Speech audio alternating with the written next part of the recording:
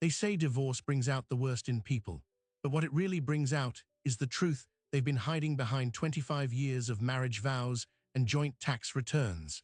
Kevin spent a quarter century building a landscaping empire with his wife Michelle, convinced they were partners in every sense of the word. Then his accountant called with a single question that made his blood run cold. Did you know your company no longer belongs to you? Kevin and Michelle built Green Valley Landscaping from a single pickup truck into a multi-million-dollar operation. 25 years of sweat, sacrifice, and shared ambition. Now, with the marriage crumbling, they were preparing for what they called an amicable split. But amicable has a way of becoming a weapon when 7 figures are on the line. They started with nothing. A 1987 Ford F-150, rust eating the wheel wells, and a mower Kevin bought at a garage sale for $40. Michelle handled the phones from their kitchen table, while Kevin cut grass in the August heat until his hands blistered and his back gave out. The first summer, they cleared $12,000. They celebrated with takeout pizza and a bottle of wine that cost more than they could afford. It was the best meal of their lives. By year 5, Green Valley Landscaping had 15 employees and a commercial contract with a corporate campus that paid more annually than Kevin's father had earned in a lifetime. Michelle ran the back office like a general, invoicing, payroll, vendor negotiations. She was brilliant at it. Kevin was the face, the handshake, the man who remembered every client's kid's name and showed up at 6 in the morning to walk the job sites before the crews arrived. Together, they were unstoppable. But marriages don't survive on shared success alone. The cracks started small, a disagreement over expansion plans, a late night at the office that wasn't really about work. By the time their 25th anniversary came around, they were sleeping in separate bedrooms and speaking to each other through memos and calendar invites. The love was gone, they both knew it. So when they finally sat down at that same kitchen table where Michelle once balanced the books in pencil, they agreed to separate. Quietly, respectfully, no lawyers stamping through the living room. They would split everything down the middle and move on with their lives. That was the plan. And then Michelle mentioned the paperwork cleanup. She framed it as a practical necessity. The LLC had been filed years ago with outdated language, she said. Their operating agreement needed updating. The state had new requirements. She offered to handle it herself, take it off Kevin's plate entirely. He barely looked up from his coffee. Sure, he said, you've always been better at that stuff anyway. Here's what Kevin didn't know. When Michelle re-registered Green Valley Landscaping LLC, she listed herself as the sole member. His name appeared nowhere in the filing, not as co-owner, not as manager, not even as a footnote. The company they built together over 25 years, the company whose very name came from a sign Kevin painted by hand, now belonged exclusively to Michelle on paper. And she filed it on a Thursday, just before a long weekend, when the state business registry would be processing automatically with no human oversight. Kevin felt something off that weekend, a hesitation in her voice when he asked if everything went smoothly, a brief flash of something in her eyes when she said it's all taken care of. He dismissed it. He chalked it up to divorce nerves. He reminded himself they were doing this the right way, civil, fair. He didn't check the filing. He didn't call his accountant. He trusted his wife of 2.5 decades. That was his first mistake. The following Tuesday, Alan Merritt's name lit up Kevin's phone. Alan had been Green Valley's CPA for 18 years. He handled the annual tax filings, the quarterly reports, the boring compliance work that kept the business breathing. Kevin almost sent the call to voicemail. He was finishing a bid for a new condo development and didn't have time for accounting questions. But something made him answer, and what Alan said next changed everything. Kevin, Alan's voice was tight, a register higher than normal. I need you to pull up the state business registry, right now. I'm looking at the annual filing and something is very wrong. Kevin set down his coffee. The condo bid could wait. He opened his laptop, navigated to the Secretary of State's website, and typed in Green Valley Landscaping LLC. The page loaded. His eyes found the registered agent information. In the member listing, one name, Michelle. Kevin read it 5 times, waiting for the screen to correct itself. It didn't. She removed me, he said, not a question. A statement delivered through a throat that had closed to a pinhole. Alan was quiet for a beat. Then softer, Kevin, I've been your accountant for 18 years.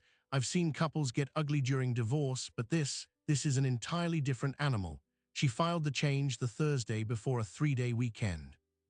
The state processed it automatically. You're no longer an owner. You're not even listed as a manager.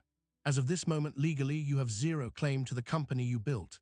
Kevin drove to Alan's office in silence. The Tacoma's cracked mirror caught the morning sun, and he didn't adjust it. He was too busy replaying every conversation, every decision, every moment he had handed Michelle control, because it was easier, because she was better at the paperwork, because he trusted her. The memory of her face when she said it's all taken care of now played on a loop, that brief flash in her eyes.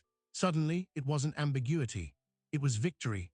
Alan had spread the documents across his conference table, the original LLC incorporation filing from 1999, listing Kevin and Michelle as equal members, the operating agreement signed by both, the annual reports from the last 5 years, all showing shared ownership. And the new filing, stark and clean, with Kevin's name erased as neatly as if he had never existed. What struck Kevin hardest wasn't the paperwork itself, it was the date. Michelle had submitted the change 3 weeks before she even mentioned the paperwork cleanup, before the dinner where they agreed to an amicable divorce, before any conversation about splitting assets. She had been planning this for a while. Alan pointed to the filing. She claimed the company needed updated language. That's a partial truth. The state did update some reporting requirements, but the form she used wasn't just an update. It was a complete restatement of organization. She checked the box for member managed, single member, nothing else on the entire document required a single change to the ownership structure. She could have left it as is. She chose not to. Kevin sank into the chair across from Alan's desk. So what do I do now? Alan removed his glasses, rubbed the bridge of his nose. He'd seen a lot in his decades of practice. Tax evasion, embezzlement, creative accounting that walked right up to the line. But this was different. This was betrayal dressed up as clerical work. He looked at Kevin. You don't panic yet, because here's the thing. Michelle made 2 critical mistakes. The first was thinking you wouldn't check. The second was forgetting that I've been here for nearly 2 decades. I have every tax return, every payroll report, every capital contribution record. This company isn't just hers on paper because she clicked a box. It's yours because the blood, the money, and the proof all say so. Alan slid a thick binder across the table. Inside were photocopies of documents spanning back to the very first year of operations, payroll ledgers showing Kevin's salary and subsequent reinvestment, equipment purchase agreements signed by Kevin personally. 3 capital contributions he made from personal accounts to cover expansion costs, totaling just under $250,000 over 15 years. Client contracts with his signature as owner and operator, and the tax returns filed jointly reporting Kevin's active involvement and profit distributions. Alan had kept everything, not because he anticipated fraud, because he was that kind of accountant, meticulous, overprepared. The kind of professional who understood that in business, the truth is only as good as the paper you can produce to back it up. Kevin flipped through the pages. He remembered each transaction. The second mortgage he took on the house to buy their first commercial mower fleet. The Christmas he skipped bonuses for himself to make sure the crew got theirs. The years of showing up before sunrise and leaving after dark. All of it reduced to spreadsheet cells and reference numbers. But also all of it undeniable. He looked at Alan. Can we reverse the filing? Alan nodded. You can. It's called a constructive fraud claim, because you were married when the company was founded and this is community property and she transferred a marital asset without your knowledge or consent. That's not just a divorce issue, that's a fraudulent conveyance. The state has a process for voiding it, but there's something else. Kevin waited. Alan leaned forward. The divorce. If you were still trying to do this amicably, that's over. The minute you contest this filing, the gloves come off. She'll lawyer up, she'll fight. And you need to be ready for that, not just with good records, but with a strategy. Kevin called his attorney Ellen that afternoon. She was blunt. She'd seen fraudulent transfers before. A spouse draining joint accounts, hiding assets in shell companies, signing vehicles over to relatives. This was cleaner, almost elegant in its audacity. She told him the courts take concealment of assets very seriously. If you can prove she intentionally misrepresented the ownership change to gain an unfair advantage, the judge has broad discretion. They can void the transfer, they can award you the majority stake, and they can sanction her for bad faith. Your challenge isn't proving it, Kevin. The binder Alan built could do that in a single hearing. Your challenge is the emotional cost. Once you file the motion, you're publicly accusing your wife of 25 years of fraud. There's no version of this story where you walk away looking like the good guy to everyone. Kevin sat with that for 24 hours. He thought about the 2 decades of partnership, The shared sacrifices, the memories that weren't just business but life. Vacations planned around peak season. Kids' birthdays celebrated at the equipment yard.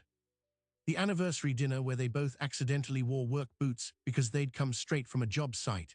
He thought about the woman he married and the woman who had just tried to steal everything he built, and he understood with a clarity that felt like cold water down his spine that those two women were not the same person. The one he married was gone. The one who remained was a stranger who had weaponized his trust. He called Ellen back, filed the motion, then he called Alan. Binder grew. Alan pulled 18 years of meticulous records, organized them chronologically, flagged the most damning exhibits, and wrote a summary that traced every capital contribution, every signature, every tax filing that contradicted the new single-member structure. By the time they were finished, the binder wasn't just a defense. It was a case study in how long-term documentation can dismantle a lie. Kevin looked at the stack, inches thick, and felt something he hadn't felt in a week. Not quite hope, not quite anger, something harder, something that doesn't flinch. He was ready. The motion landed on Michelle's desk the following Tuesday. The State Entity Filing Division received the complaint, the affidavits, the documentary evidence. Kevin's attorney also sent notice to the divorce court, flagging the fraudulent transfer and requesting an emergency hearing. The legal machine lurched into motion. And in that brief window, before the first ruling, before Michelle could respond, there was a waiting period, a gap where anything could happen. Kevin sat in his living room, binder copies at his side, waiting for the phone to ring. He knew Michelle would call. She always had to have the last word. But what he didn't know, what he couldn't possibly have predicted, was that the words she was about to say would make the ownership theft look like a negotiation tactic. The real revelation was still ahead of him. And once he heard it, nothing about their 25 years together would ever look the same. The call came at 9:47 that evening. Kevin saw her name on the screen and felt his stomach drop. He let it ring once, twice. Then he answered, not with anger, but with the deliberate calm of a man who has already decided that the person on the other end is no longer a partner but an opponent. "Hello, Michelle." Her voice was strange, not defensive, not angry, almost relieved. "You filed the motion," she said. "I figured you would. But I need you to know something before this goes any further. What I did wasn't just about the company. This was a long time coming." Kevin waited. He had learned over years of negotiation that silence pulls more truth than questions ever could. Michelle exhaled. "For the past 18 months, I've been working with someone, a buyer, someone who wanted Green Valley and was willing to pay above market. The deal was supposed to close next month. Once the ownership restructuring was complete, I was going to sell. You would have gotten nothing. Because legally, you wouldn't have been an owner anymore. That was the plan." Kevin's jaw tightened. "Who?" A pause. Then she said a name that landed like a physical blow. "Tom Lassiter." Kevin's legs nearly buckled. Tom Lassiter wasn't just a competitor. He was the man who had mentored Kevin in the early years, who had taught him the landscaping business, who had sat at their wedding.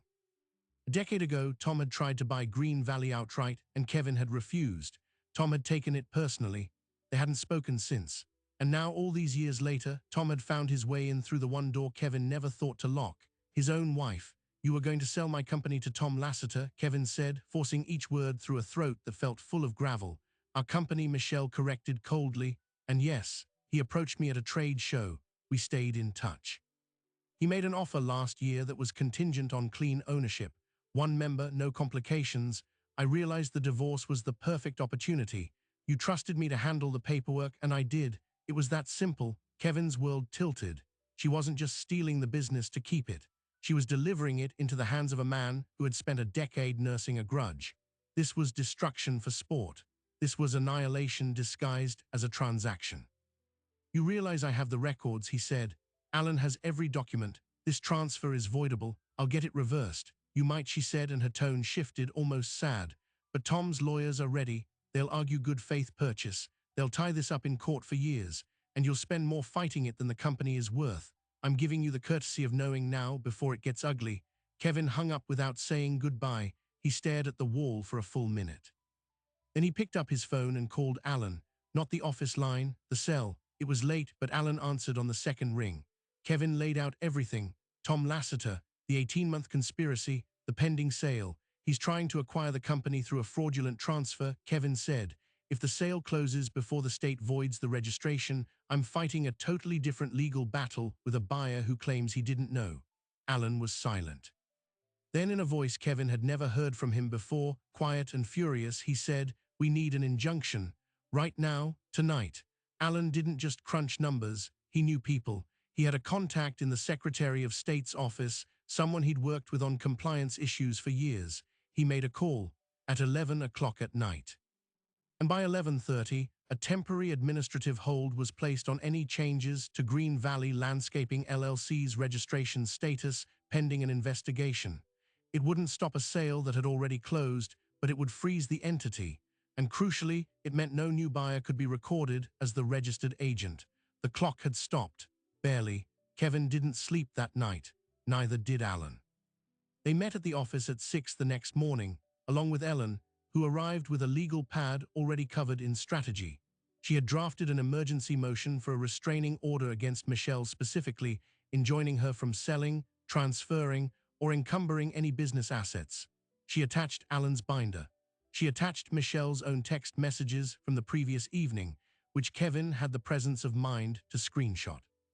She attached an affidavit from Alan's contact at the state about the attempted ownership change. And then she filed it all before 9 a.m., the same morning Tom Lasseter's attorney was scheduled to submit the final purchase paperwork. They beat the wire by 47 minutes. The judge granted the temporary restraining order that afternoon, not because Kevin was sympathetic, but because the evidence was overwhelming. The timing, the misrepresentation, the secret negotiations with a known competitor. This wasn't just a divorce disagreement. This was a conspiracy to defraud a marital estate. The court set an evidentiary hearing for the following week. Kevin sat in the courtroom hallway afterward, binder in his lap, exhaustion settling into his bones like cold rain. But then Alan sat down beside him and opened his laptop. "I found something else," he said. "When I was cross-referencing the financials last night, I noticed some irregularities in the accounts payable. Tom Lasseter's company made a payment to Green Valley 6 months ago. It was labeled as a vendor deposit, but there was no corresponding service agreement." Kevin frowned. "What does that mean?" Alan turned the screen. "It means Tom was already funding Michelle. That wasn't a deposit for services. It was an advance on the purchase. $50,000, paid directly into a secondary account Michelle opened in the company's name without your signature. She's been using your own business to finance the betrayal." Kevin stared at the screen, the account number, the transaction date, the routing information pointing straight back to Tom Lasseter's corporate entity. Alan had connected the dots, and in doing so, had transformed the case from a fraudulent transfer to something much larger, a coordinated conspiracy with a paper trail. Tom wasn't just an interested buyer, he was a co-conspirator. And if the court agreed, the entire sale attempt wasn't just voidable, it was criminal. Kevin's attorney called a press of sorts, not to the media, but to the professional networks. She notified the State Licensing Board for Landscapers, the Small Business Association, and the Chamber of Commerce. By the end of the week, Tom Lasseter's reputation was in freefall.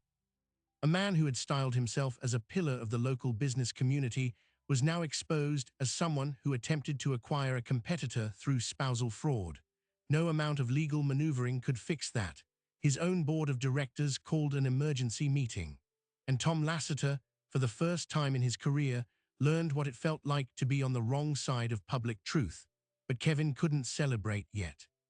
Because Michelle's defense was taking shape, and it was uglier than anything he had prepared for. Her attorney filed a response claiming that Kevin had verbally agreed to transfer full ownership years ago as part of a succession plan, and that Michelle was merely formalizing a pre-existing understanding. Without written proof of that agreement, it was her word against his. The deposition was brutal. She sat across the table, composed, sticking to her story with the practiced precision of someone who had rehearsed every line. Kevin felt the ground softening under him.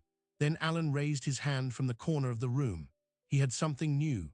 In the process of preparing for the hearing, he had pulled every email and internal document from the company server, including archived messages Kevin had forgotten existed.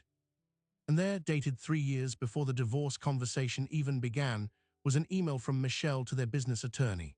In it, she asked whether a single-member LLC would be recommended for asset protection in the event of a divorce, and the attorney replied that any change in ownership would require both members sign consent. Michelle never followed up, because she knew she couldn't. She had been testing the water for years, and that email proved her intent was never about succession. It was about escape. Alan printed the email, highlighted the timestamp, and slid it across the table during a break in the deposition. Ellen read it, looked up, and smiled for the first time all week. She's done. That email is the nail in the coffin. It shows prior intent to convert the company before the divorce, using fraud.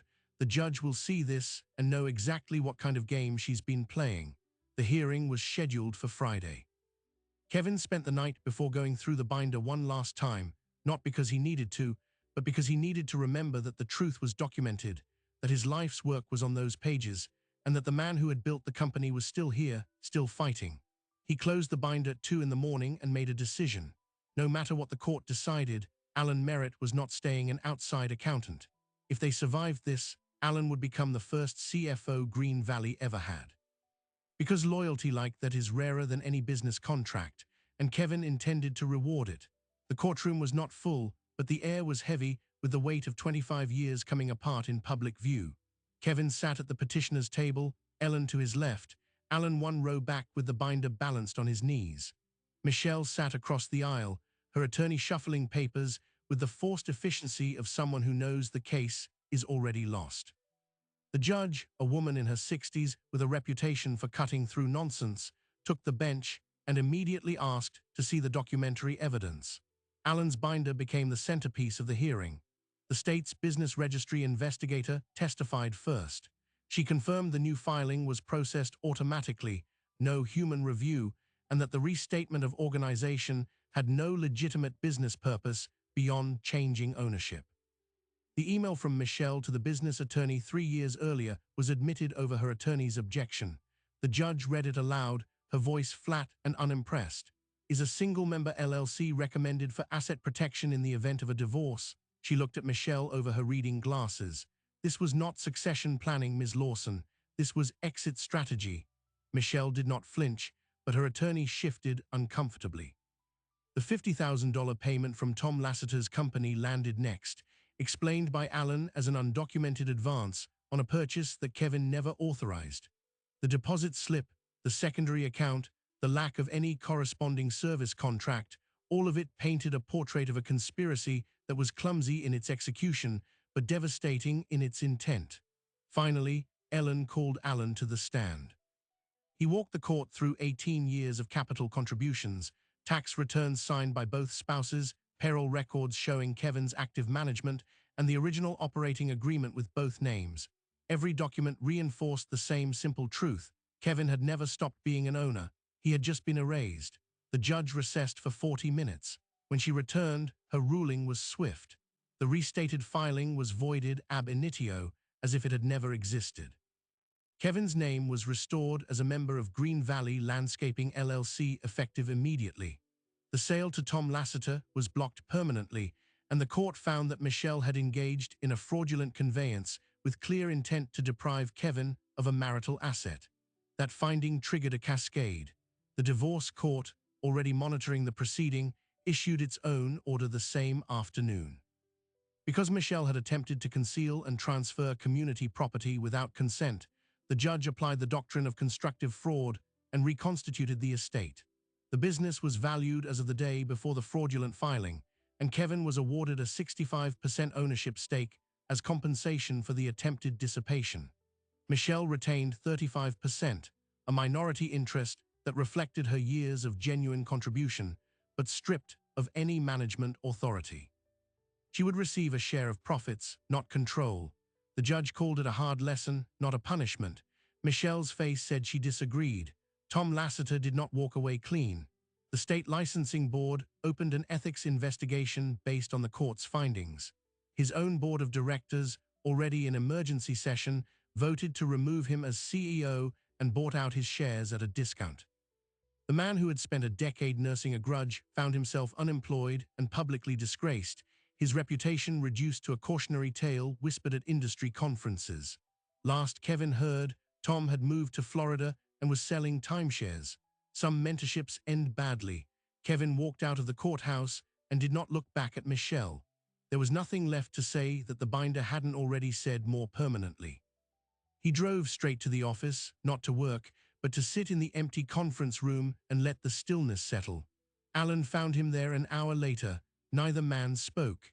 Alan set a fresh cup of coffee on the table, and Kevin nodded. The next day, Kevin called an all-staff meeting.